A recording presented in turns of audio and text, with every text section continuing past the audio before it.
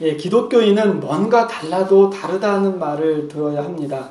그런데 요즘의 기독교인들의 모습은 그렇지가 않습니다. 남들과 똑같아서 잘 구분이 가지가 않습니다.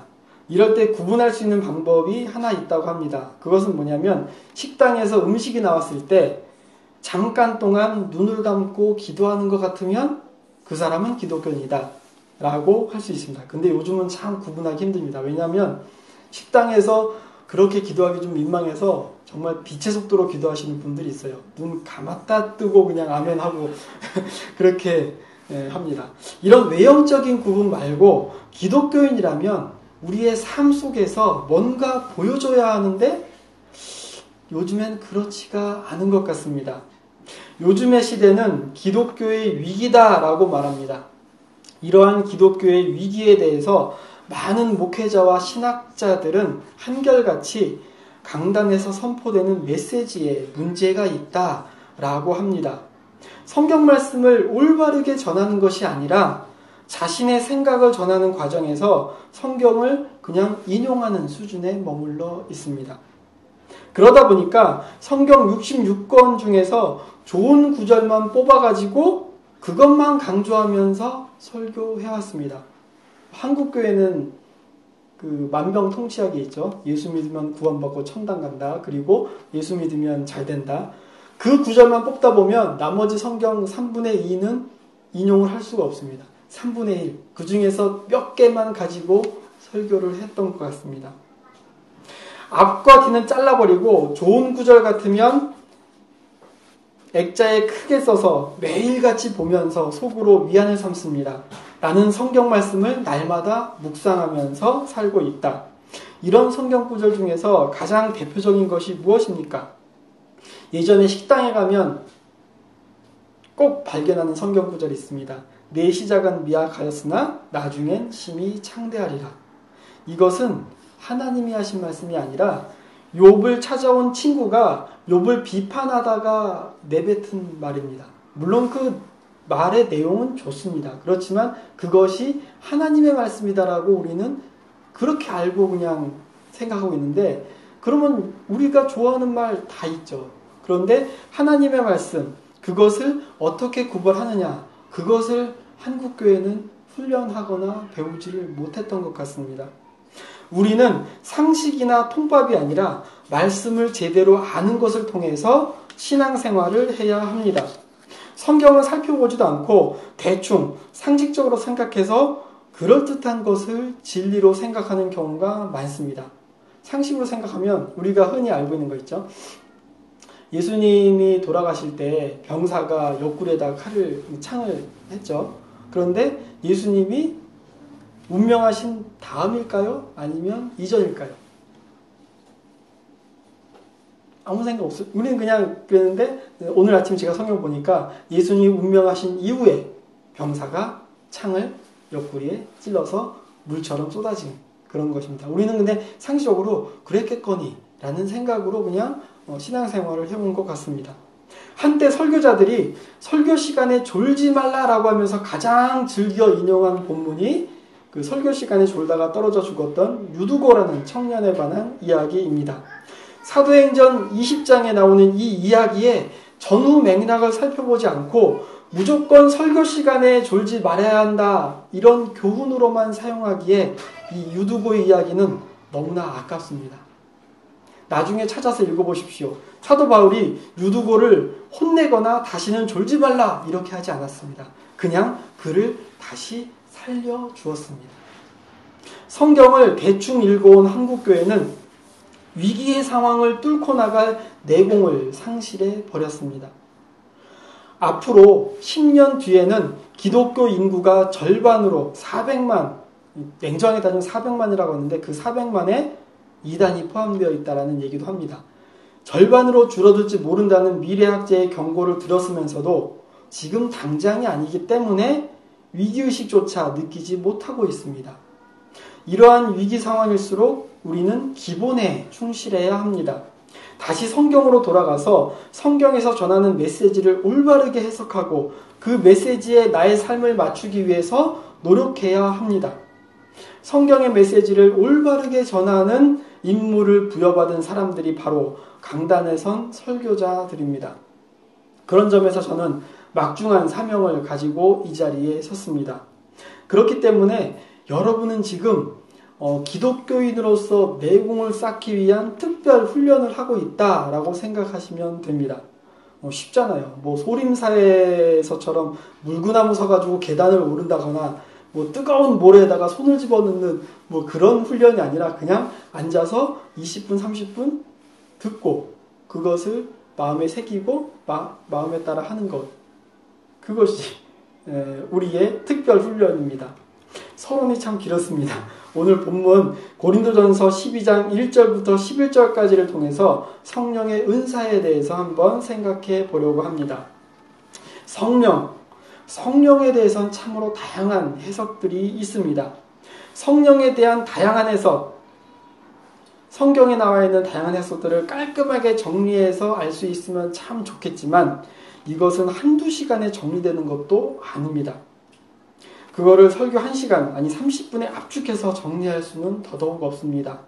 단지 오늘 우리가 읽은 이 본문과 관련해서 성령이 어떠한가 라는 것을 이해하는 것으로 우리는 출발점을 삼고 있습니다.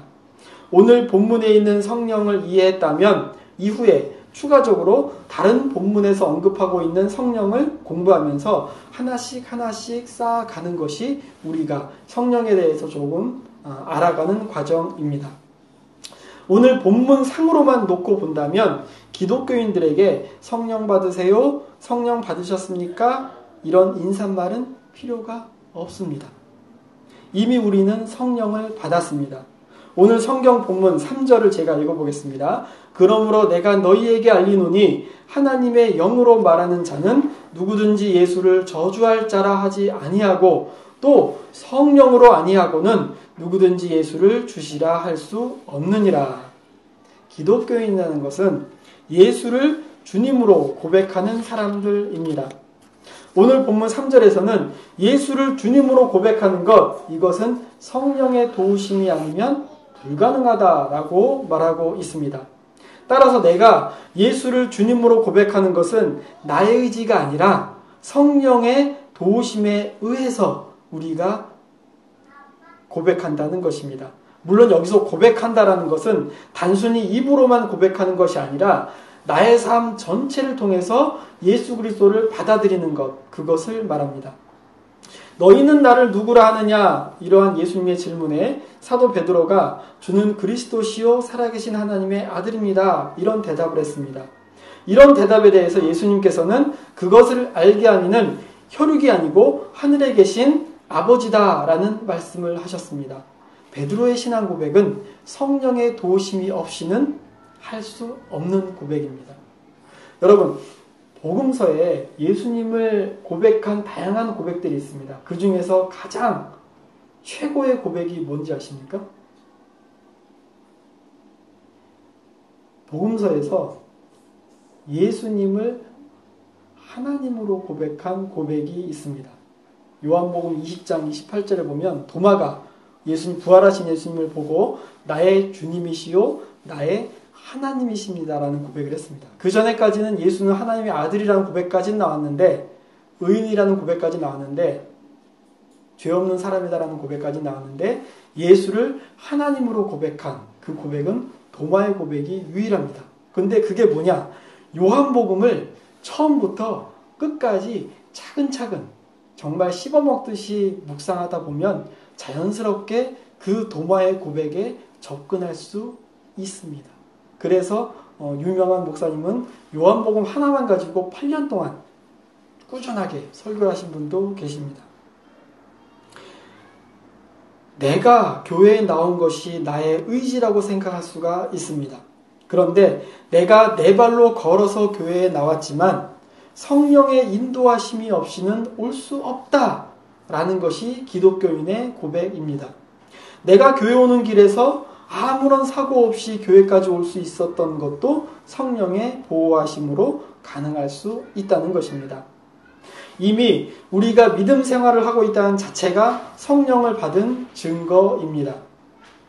물론 여기에서 우리의 믿음이 아무런 생각 없이 그냥 교회에 출석하는 것, 그것을 믿음으로 여길 것이냐, 아니면 진정으로 우리가 예수님을 나의 구주로 고백하고 그 고백한 것에 따라서 나의 삶을 변화시키려고 노력하는 것, 그것까지 믿는 것으로 생각하냐, 이것에 따라서 우리의 믿음이 믿는 척 하는 건지 아니면 진짜 믿는 것인지 구분이 될 수 있습니다. 사실 우리가 교회 다니는 사람을 보고서 그 사람이 진정 믿는 사람이냐 아니면 믿는 척하는 사람이냐 이렇게 구분할 수도 없고요. 구분할 자격도 없습니다. 그것에 대한 구분은 오로지 하나님만이 하십니다. 믿음이라는 것은 다른 사람과의 비교의 대상이 아닙니다.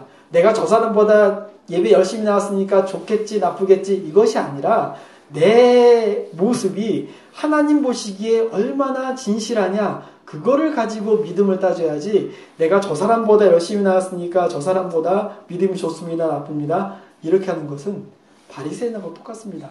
바리새인은 저 세리보다 저는 잘났습니다 이런 기도를 했지 않습니까? 믿음은 하나님과 당사자의 문제입니다. 내가 나를 바라볼 때 조금 양심의 거리낌이 있다면 진정으로 믿을 수 있게 해달라고 주님께 간구하면 됩니다. 우리는 기본적으로 교회에 나와서 예배드리는 사람을 기독교인이라고 합니다. 따라서 기독교인들끼리는 성령 받으셨습니까? 성령 받으세요 이렇게 말하는 것이 아니라 성령 충만한 삶을 사시기 바랍니다. 이렇게 권면하는 것이 올바른 권면의 모습입니다.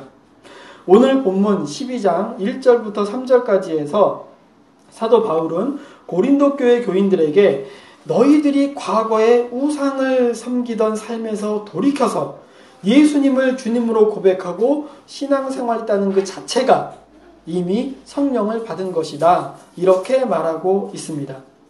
오늘 교회와 마찬가지로 초대교회에서는 성령, 그것을 어느 특정한 사람들만 받았다라고 주장하는 사람들이 있었습니다. 예전에는 성령 집회라는 타이틀을 가지고 부흥회를 참 많이 했습니다.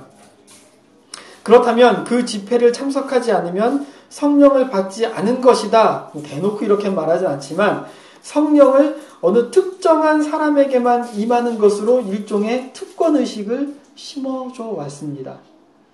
오늘 본문을 살펴보면 바울은 성령의 9가지 은사를 이야기하고 있습니다. 그 중에 우리가 생각하기에 10절의 방언이 성령의 은사 중에 가장 뛰어난 것이 아닌가 이렇게 생각해 볼 수 있습니다. 물론 방언을 받은 사람에게는 너무나 소중하고 귀한 성령의 은사입니다. 그런데 중요한 것은 방언을 받은 이후의 삶의 모습입니다. 방언을 받았으면, 방언을 통해서 귀한 체험을 했으면 삶이 바뀌어져야 합니다. 받았으면서 삶이 바뀌지 않는다면 스스로 성령의 은사를 욕되게 하는 것입니다. 요즘에는 누구랑 함께 기도하면 방언이 터진다라는 말도 있습니다. 무슨 방언을 바이러스나 전염병으로 이렇게 취급받는 상황으로 만들어 버렸습니다.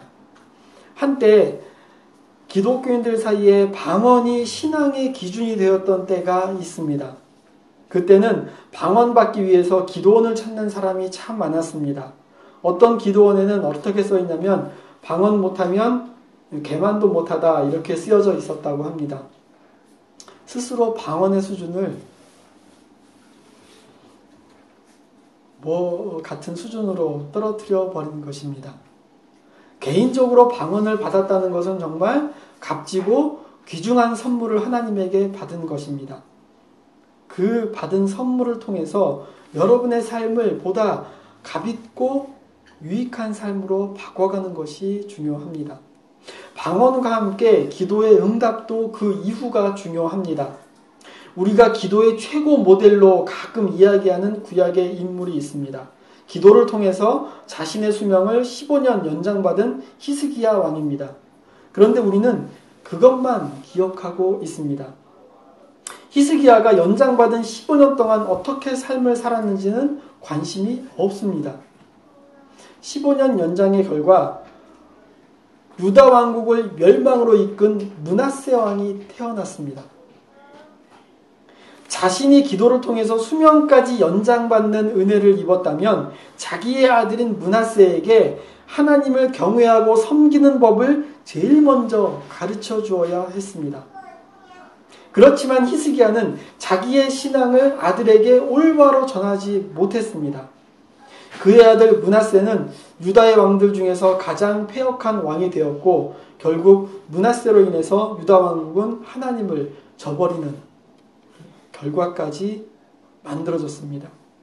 기도를 응답받았다라고 생각하면 그 응답받은 기도를 통해서 하나님께서 원하시는 것이 무엇인지를 생각하고 자신의 삶을 그 하나님의 뜻에 맞추기 위해서 노력하는 것이 필요합니다.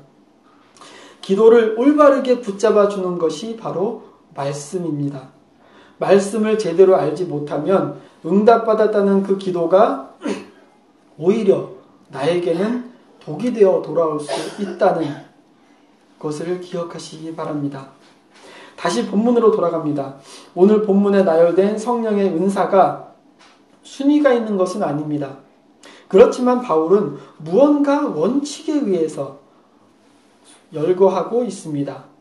바울에게는 9개의 성령의 은사 중에서 방언에 관한 은사는 마지막에 8번째와 9번째를 차지하고 있다는 것을 눈여겨볼 수 있습니다. 방언이 개인적인 삶과 신앙에 있어서는 무엇보다 소중할 수 있지만 교회 공동체의 삶과 신앙에 있어서는 그보다 더 중요한 것이 많이 있다는 말입니다. 그것이 바로 오늘 본문을 통해서 8절부터 10절까지 열거된 성령의 은사들입니다. 우선 우리가 이 성령의 은사를 이야기하기 전에 꼭 알아야 하는 것이 있습니다. 그것은 바로 7절의 말씀입니다. 각 사람에게 성령을 나타내심은 유익하게 하려 하심이라, 이 말씀입니다. 나에게 있어서 성령의 은사가 나타났다는 것은 하나님께서 나를 통해서 무언가 유익하게 하려고 하는 것이 있다라는 것을 믿어야 합니다. 내가 받은 은사가 오히려 교회 공동체의 신앙에 해로움이 된다면 그것은 성령을 통한 은사가 아니라는 말입니다. 이것이 바로 이후에 13장에서 말하듯이 사람의 방언과 천사의 말을 한다고 하더라도 아무런 소용이 없다는 것입니다. 따라서 여러분은 성령께서 나를 통해서 무엇을 유익하게 하려고 하시는가, 이것을 생각해야 합니다. 나를 통해서 교회가, 가정이 유익하게 되는 것이 있다면 그것이 바로 성령의 은사입니다. 교회 가보면 성가대가 있고요, 주방 봉사를 하는 경우가 있습니다. 그게 바로 성령의 은사입니다. 교회를 이롭게 하고 교회를 유익하게 하고 남을 돕는 것, 그것이 바로 성령의 은사입니다. 거듭 말하지만 성령의 은사가 몇 개이고 그것은 무엇이고 순서가 뭐다, 이것을 나열하고 외우는 것은 중요한 것이 아닙니다. 오늘 본문 중에 가장 중요한 것은 7절 말씀입니다. 일단 바울은 고린도 교회 교인들에게 성령의 은사를 이야기하면서 9가지를 말하고 있습니다. 이것은 고린도 교회 교인들이 성령의 은사라고 생각하고 있었던 것들, 그리고 그들이 이미 받았거나 받고 싶어하는 성령의 은사를 이야기하는 것입니다. 순서대로 9가지를 열거하면 다음과 같습니다. 첫째는 지혜의 말씀입니다. 둘째는 지식의 말씀입니다. 셋째는 믿음입니다. 넷째는 병 고치는 은사입니다.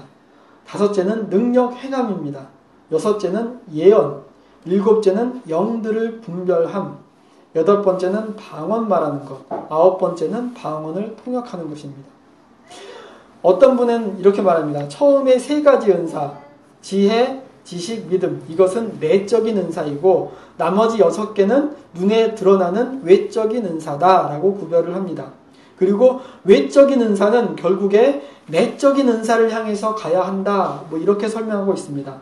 우리가 딱 봐도 지혜와 지식, 믿음, 훨씬 내면적이고 성숙한 신앙인의 단계에서 필요해 보입니다.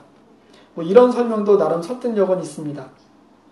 지혜와 지식이 성령의 은사다라고 바울이 소개한 것은 고린도 교회의 수준을 생각하면 쉽게 이해할 수가 있습니다. 고린도는 지금의 그리스 반도의 중심에 있습니다. 당시의 그리스 철학은 세계의 철학을 지배하고 있었습니다. 그리스 철학에서 가장 뛰어나는 것으로 인정하는 것이 지혜와 지식입니다. 그것을 성령의 은사로 생각하는 것은 고린도 교회 교인들에게는 당연한 것입니다.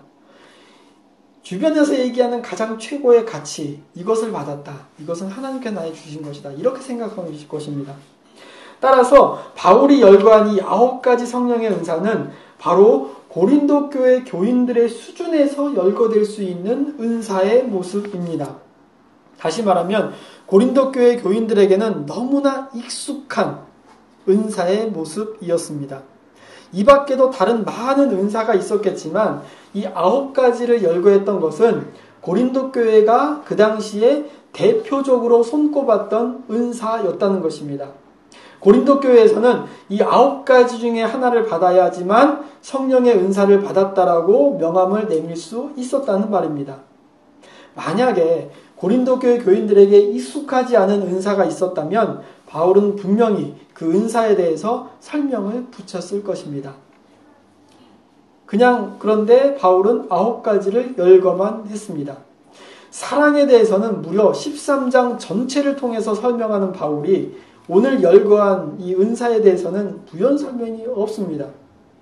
왜 그러냐? 이것은 이미 고린도 교회 교인들이 다 알고 있는 은사의 내용이었기 때문입니다. 그보다 더 중요한 것은 7절에서 말하는 성령을 나타내시는 의도, 그것이 중요했던 것입니다. 그리고 그 은사를 통해서 무엇을 해야 하는가, 그것이 그 이후에 12절부터 31절까지 길게 설명을 하고 있습니다. 여기서 바울은 너희들이 바라고 생각하는 성령의 은사는 틀린 것이 아니다. 그렇지만 이 성령의 은사는 모두 공동체의 유익을 위하는 것이어야 한다. 그런데 너희들의 신앙의 모습은 도무지 성령의 은사처럼 보이지 않은데 어떻게 해야 하냐? 이렇게 책망하고 있는 것이 12장 7절의 말씀의 의미입니다. 따라서 우리는 여기에서 열거된 성령의 은사만 생각하지는 말아야 합니다. 만약에 여기서 열거된 9가지만 성령의 은사다라고 생각하는 것은 지금으로부터 2000년 전의 초대교회 상황, 그것도 고린도 교회 상황만이 우리의 신앙의 출발이다라고 생각하는 어리석은 행동입니다. 시대적으로 고린도 교회는 지금으로부터 2000년 전의 시대입니다. 인식론적으로 당시에는 그리스 철학이 모든 것을 지배하고 설명하던 시대였습니다. 그 이후에 얼마나 많이 세상이 변했습니까? 철학도 변했고 역사도 변했고 과학도 많은 발전을 했습니다. 그러한 시대적인 상황은 전혀 고려하지 않고 고린도전서 12장에 열거된 것만 성령의 은사다라고 고집하는 것은 나는 2000년 전의 사고방식으로만 살아가겠다라는 사람과 마찬가지입니다.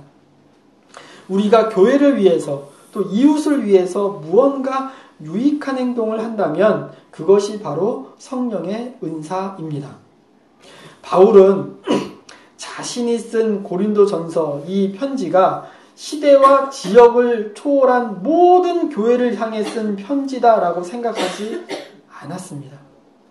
자기가 쓴 편지는 1차적으로 고린도 교회의 문제, 그 문제에 대해서 권면하는 편지다라고 생각했던 것입니다.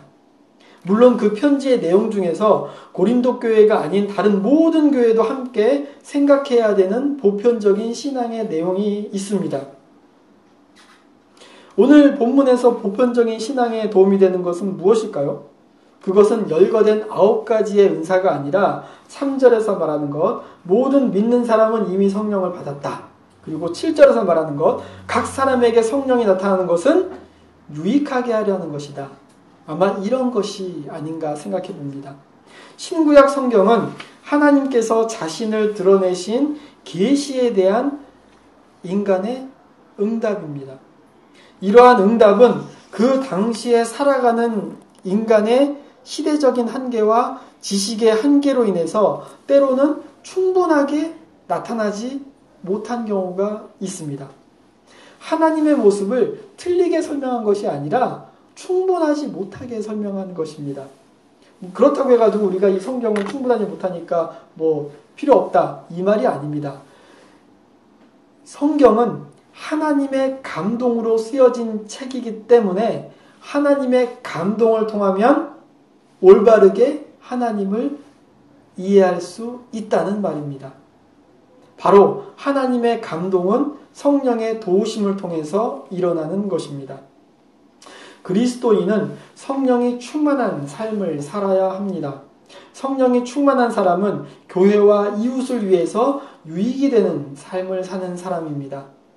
예수 그리스도를 주로 고백하는 사람, 그리고 하나님의 말씀을 올바르게 이해할 수 있는 사람이 성령 충만한 사람입니다. 5월 15일 성령 강림 주일입니다. 성령 강림 사건을 우리가 흔히 교회의 탄생, 교회의 생일이라고 말합니다. 그런데 한 걸음 더 나아가면 성령 강림 사건은 분열된 공동체가 하나 되는 사건이었고요. 하나님의 말씀을 새롭게 이해하고 해석할 수 있었던 사건입니다. 오순절 성령 강림 사건 이후에 베드로와 사도들이 구약의 요엘 선지자와 시편의 이야기를 새롭게 해석함으로써 예수 그리스도를 증거했습니다. 이게 어떻게 가능했냐? 하나님의 감동으로 쓰여진 성경을 성령의 도우심으로 올바르게 이해했기 때문에 베드로가 그런 설교를 했고 그것을 통해서 3,000명이나 변화받는 사건이 일어난 것입니다. 나의 마음에 성령이 충만함으로써 변화된 신앙의 모습을 보여주어야 합니다.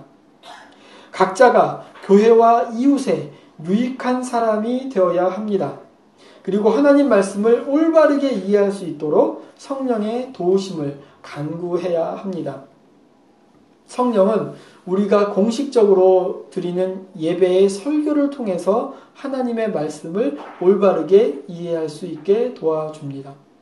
그렇지만 때로는 잠자는 순간의 꿈을 통해서, 때로는 친구의 진심 어린 충고를 통해서, 친구들과의 대화를 통해서, 때로는 아이들의 모습을 통해서, 우리 주변에 일어나는 사사로운 사건과 사고를 통해서 우리들에게 계시하고 가르쳐 주고 있습니다. 우리의 마음이 성령을 통해서 올바름을 잃지 않고 중심을 유지한다면 성령은 나를 둘러싼 모든 것을 통해서 하나님께서 지금 나에게 원하는 것이 무엇인지 그것을 알려주고 이해시켜 주는 것입니다. 하나님이 원하시는 것은 나에게 가장 유익한 것입니다. 왜냐하면 성령은 유익하게 하시는 분이기 때문입니다. 성령은 나를 통해서 교회와 이웃을 유익하게도 하지만 1차적으로 성령 자신이 나 자신을 유익하게 해줍니다. 이러한 성령을 우리는 모두 다 이미 받았습니다. 이제는 그 받은 성령이 우리 마음 가운데 충만하고 차고 넘쳐서 교회와 이웃에 유익함을 줄 수 있는 그러한 삶이 되어야 하겠습니다. 바라기는 우리가 받은 그 성령을 통해서 교회와 이웃에 유익함을 주는 복된 하나님의 자녀가 되기를 주님의 이름으로 축원합니다.